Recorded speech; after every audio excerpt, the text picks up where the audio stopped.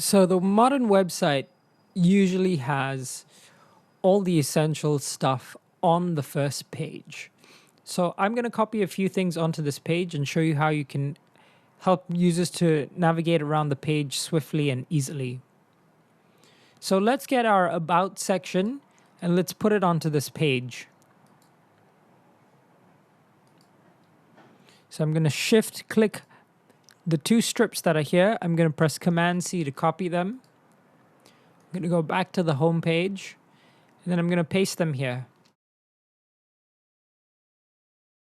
And the pages have come up here to the top of the page. Now, to create the space for them, I'm going to put them here, just after the testimonial section.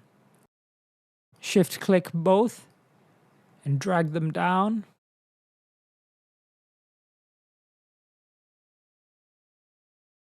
Just going to move this testimonials up.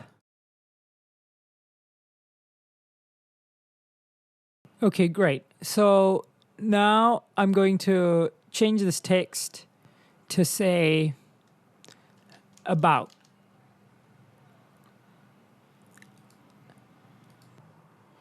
So what I'm going to do is I'm going to add what's called an anchor to the page. So it's under menu and you've got what's called anchors here. So let's just get this one here. So this is called an anchor here.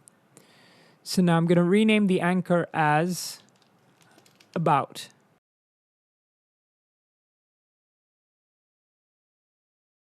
So now this is attached here to this page. And I'm going to click on the About button here, click on the link here, and now it's going to select an anchor. I'm going to go to Home, and then it's going to select the About button here. So now let's preview that.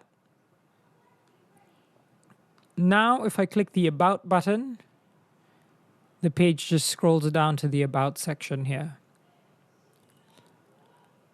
So I'm going to go ahead and add one more anchor to add the contact page to the bottom of this website.